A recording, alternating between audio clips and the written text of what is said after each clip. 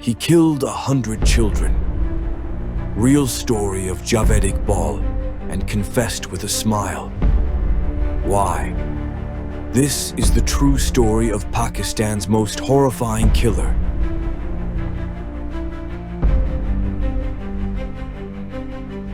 Inside the mind of a serial killer. True story. Javed Iqbal, serial killer. मेरे पास आज भी इतने पैसे थे कि मैं ये सिलसिला जारी रख सकता था।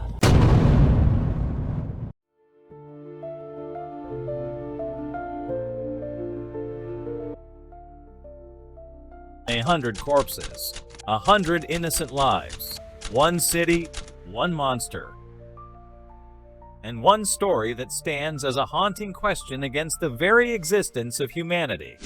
This is the room where Javed Iqbal played the most horrifying game in Pakistan's history. Here, little boys were brought never to return. A killer who counted his own crimes and challenged the world. With this message, my count ends at 100. This is where my mission ends. My message will reach the entire world. I will make hundreds of mothers cry. I will send their children to the afterlife through the sewers without a shroud. The story begins in a dilapidated house. Javed Iqbal was born on October 8, 1961, in Inner Lahore. Poverty, domestic conflicts, and abuse began to fracture his personality. His father's cruelty killed the compassion within him. Javed Iqbal was the sixth among his siblings. He had 4 sisters and 1 brother. According to his parents, Javed Iqbal was intelligent and cunning. He felt his parents loved his siblings more and hated him. He was extremely stubborn. If he wanted something, he would get it at any cost.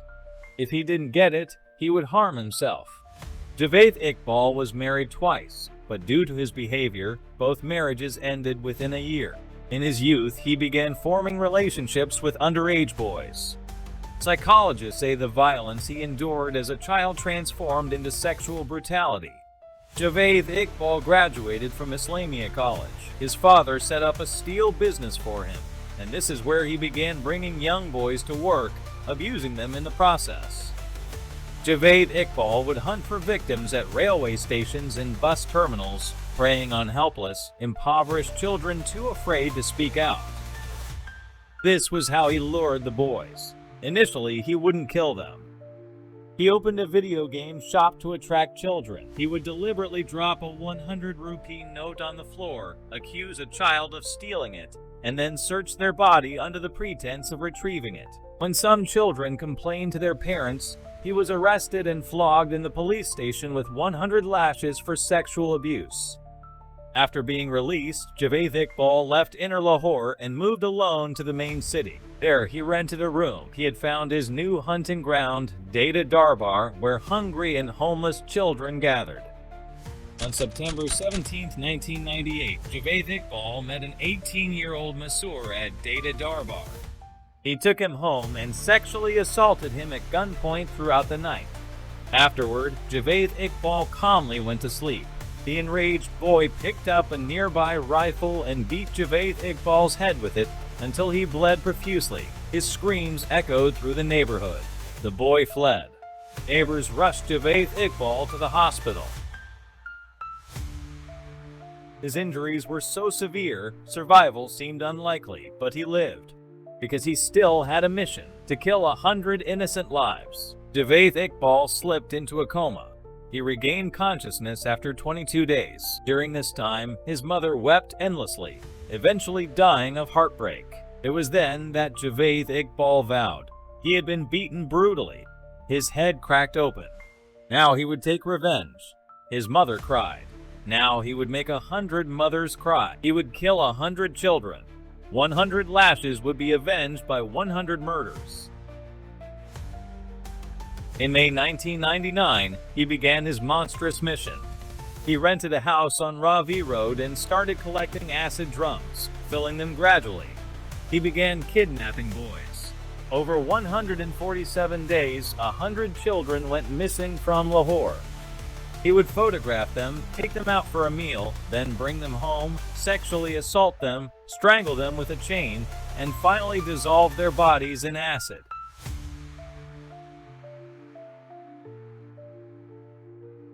After each murder, he would write in his notebook, name, Allah Dida, age, 11, date of murder, November 23rd, case closed.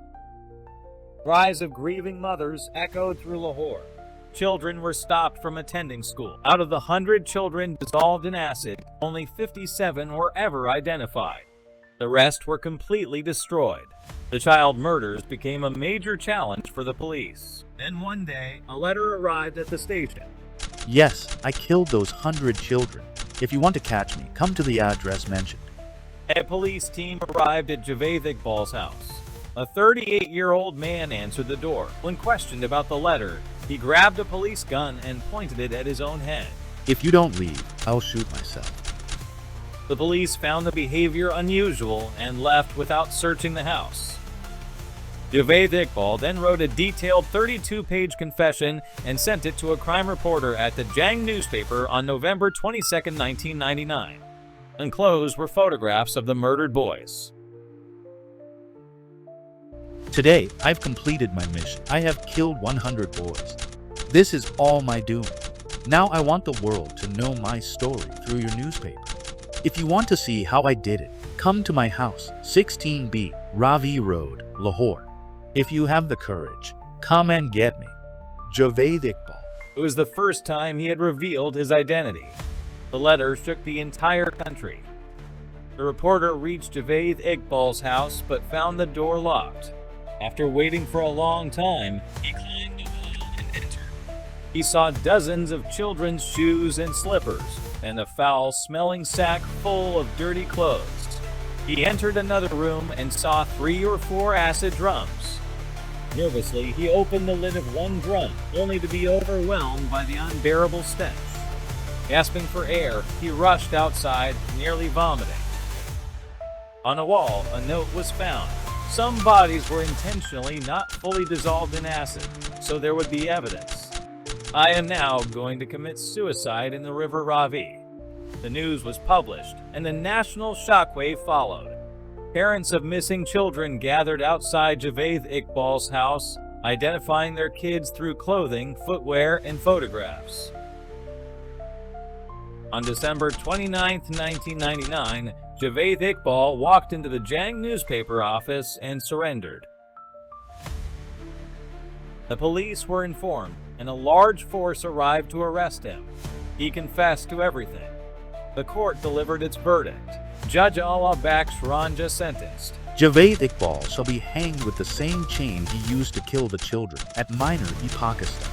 His body shall be cut into 100 pieces, and each piece dissolved in acid. This judgment shook the country, but due to violations of the Human Rights Act, the sentence was never carried out. On October 9, 2001, Javed Iqbal was found dead in Lokpat jail. He had allegedly hanged himself with his shirt, but many still believe he didn't kill himself, that he was murdered. Perhaps that was the inevitable fate of a monster.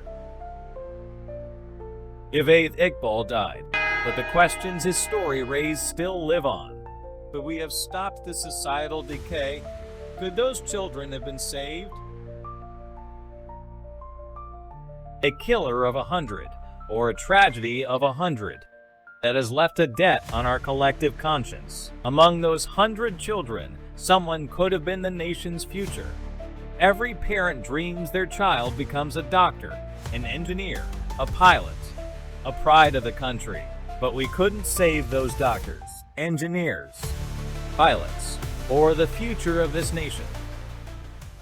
Dear friends, if you found this video meaningful or informative, please don't forget to like and subscribe to our channel. Your support means the world to us. And if you notice any mistake or have any suggestions, we truly welcome your feedback in the comments section.